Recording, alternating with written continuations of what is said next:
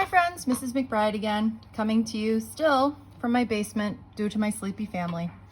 What I wanted to talk to you about right now is I'm giving you some time to work on your homework, and I really want you to take that time. So you should be working on your homework for at least 30 to 40 minutes today, possibly longer. I haven't given you another assignment because I really think that this is important. I wanted to go over with you one quick question, and that would be number 15. Number 15 and number 17 are very similar, and I think really that if you look at the rest of the questions, they're not that bad and they're pretty doable. So I'm hoping that you get a good jump on this, okay? So let's take a look at number 15 here. Number 15 says a golf ball rolls off a horizontal cliff with an initial speed of 11.4 meters per second. The ball falls a vertical distance of 15.5 meters into a lake below. First of all, how much time does the ball spend in the air? And what is the speed of the ball just before it strikes the water? Okay, so let's work sort of together here as we go through this particular problem. All right, so I'm going to make my chart here. And as always, I've got X, V, and T, and I've got X, V naught, V, A, and T. All right, now what information do we have from the problem? Well, first of all, it says it rolls off horizontally. Ding, ding, ding, ding, ding. I know every time I hear the word horizontally, that means the initial velocity in the vertical direction is 0, and the acceleration is -10. Okay.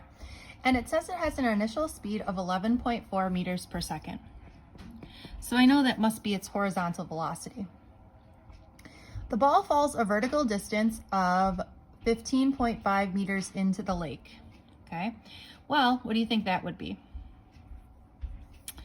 That is our distance in the y. And I made that negative because it says it falls down, so anytime we're moving down, we're going from there. Now the first one is looking for how much time does the ball spend in the water.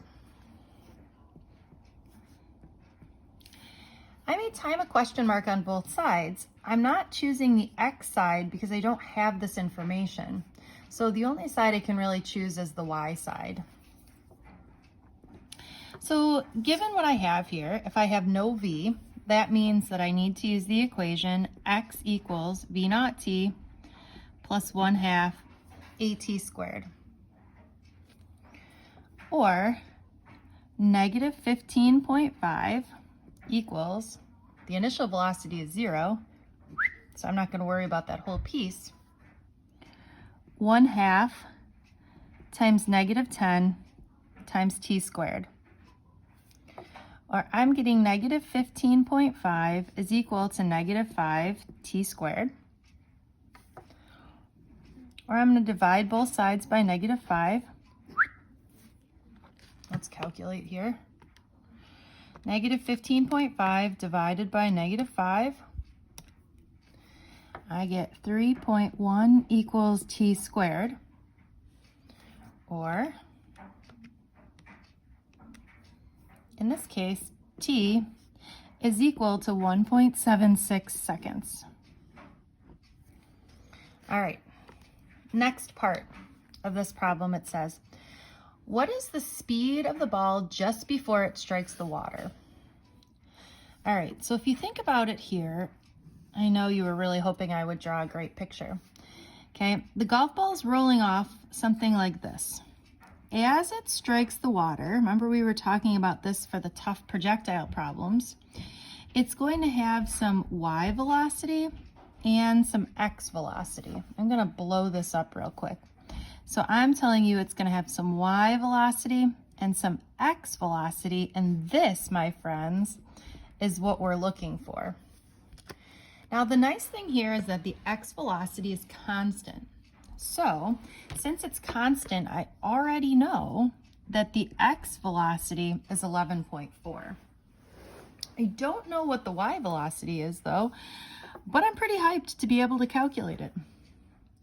The good news is we get to use our favorite equation here, our v equals v naught plus at. So we get V is what we're looking for. The initial velocity, 0. The acceleration is -10, and the time is 1.76. Now, this makes this math easy, right? That this gives us -17.6. So this is going up here. We're still not done though. So if we have the two sides of the triangle and we want to solve for the hypotenuse, what do? I hope you're thinking what I'm thinking, and we're going to Pythagorean theorem. I'm going to not include the negative because I know that when I square that, it's going to come out positive. All right, so we've got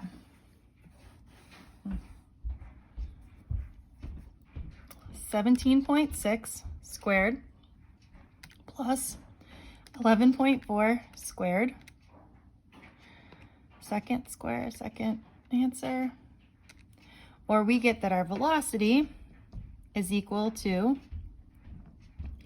20.97 meters per second. All right, I hope that helped.